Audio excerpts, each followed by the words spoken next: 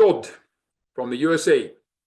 What are the ways to improve long-term Bell's palsy surgically and naturally? What's the process and level of improvement each offers, and in what time frame? Thank you, Todd, for your question. Very thoughtful question. Thank you very much again. About surgical intervention, I already mentioned. About the time frame of surgical interventions, I said it's depending on procedure that is being executed. Botox, it is usually the effects of Botox is the most visible after a couple of weeks, maybe a week, a couple of weeks, and it remains for about 3 to 5 months, depending on the individual tolerance of the body, individual body capacity, depending on the person per person, it can change, it can be different. Nerve graft is long story, I told you, and I would not suggest it to a patients who have developed regular classical facial paralysis complications. Selective neurolysis, which I also mentioned, is surgical cutting through, so to say, through this tiny nerve branches that connect your brain to the muscles. It is immediately a visible effect, of course, after your scars will heal and everything. Naturally, well, there are several non-surgical ways to address. Quite often, the medical professional will suggest to you facial gymnastics. In some countries, it's called neuromuscular re-education or neuromuscular retraining, or in Holland, it's called mime therapy, which means that your therapist would work with you doing some facial exercises, small movements, or stretching, or massage, and small movements, and so on and so on. And quite often, it's being combined with Botox injections. About Botox, I already elaborated. About making faces and making facial expressions at will, well, we have in the clinic our own opinion. Look, we need to realize that our face at any given moment, you can compare your face with a screen on which 2 beamers project their pictures. One beamer is so-called limbic system, our factor of emotions, and the structure of those signals produced by our emotional part of the brain is always perfectly balanced, always correct, always in harmony. And it depends only on the nature and intensity of your experienced emotion. That's why when you are happy, I am happy. We are all here from all parts of the world. Anyone who is happy, what do we all do when we are happy or we are joyful? We smile.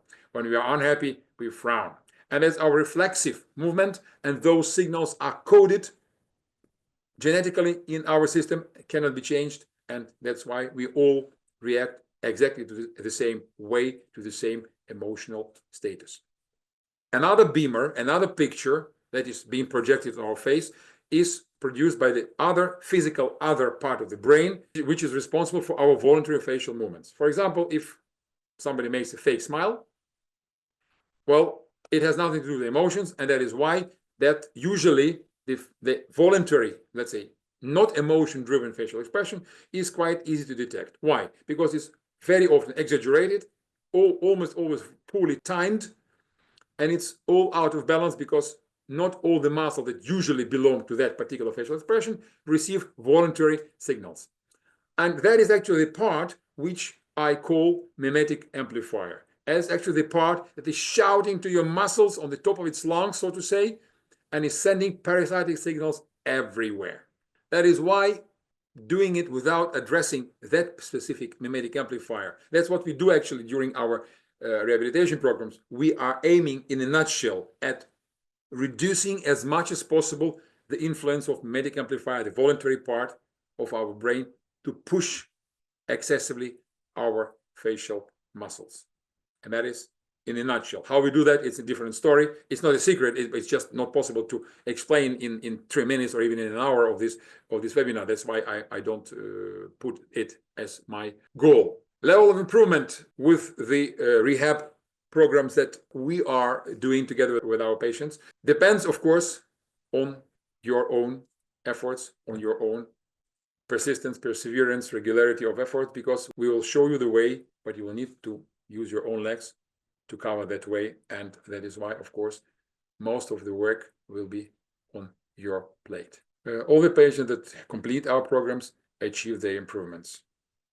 The level to which the improvements go depend from person to person, depend on the initial condition and so on. But our programs usually take from 6 to 9 months, sometimes to a year, depending which type of program you will use, in person, online, or hybrid. and your own motivation, your own commitment to that, how well you are motivated and prepared to invest your efforts, time, resources, and everything in your rehabilitation